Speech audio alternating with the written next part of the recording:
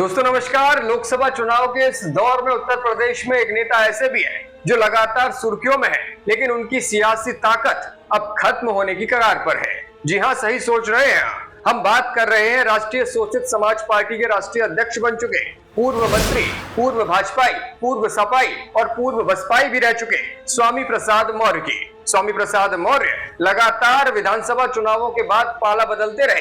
पहले विधानसभा चुनावों में भाजपा छोड़कर सपा में आए, उसके बाद सपा से उनकी नाराजगी चलती रही, अखिलेश यादव से अदावत चलती रही और उसके बाद उन्होंने अपनी नई पार्टी के गठन का ऐलान लोकसभा चुनाव से पहले कर दिया। पिछले दिनों उनके मायावती के साथ नजदीकियों की खबरें भी सामने आई और दावा किया गया कि बसपा के साथ उनकी पार्टी का गठबंधन होने जा रहा है, लेकिन मायावती ने उस गठबंधन को भी नकार दिया और उन्हें अपनी पार्टी में शामिल करने से भी इनकार कर दिया।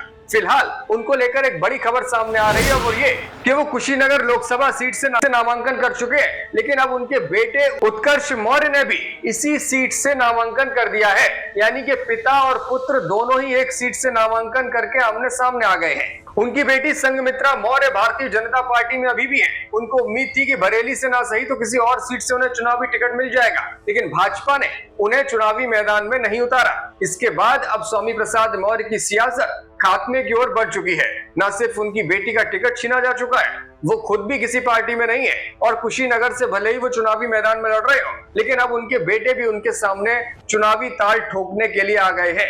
यानी कि उत्तर प्रदेश में अगर कुशीनगर सीट की बात की जाए और यहाँ पर जिस तरह से नामांकन का दृश्य नजर आ रहा है, वो आगे अगर बना रहा, पर्चा वापस नहीं लिया गया, तो फिर पिता पुत्र चुनावी ताल ठोकते हुए आमने सामने होंगे। उत्कर्ष मौर्य ने मंगलवार को कलेक्ट्रेट पहुंचकर अपना पर्चा दाखिल कर दिया। इस दौरान स्वामी प्रसाद मौर्य उनके साथ नहीं दिखाई दिए, जिस वजह से अब कयास लगाए जा रहे हैं कि उनके बेटे ने बगावत कर दी है और उनके खिलाफ वो चुनाव लड़ेंगे।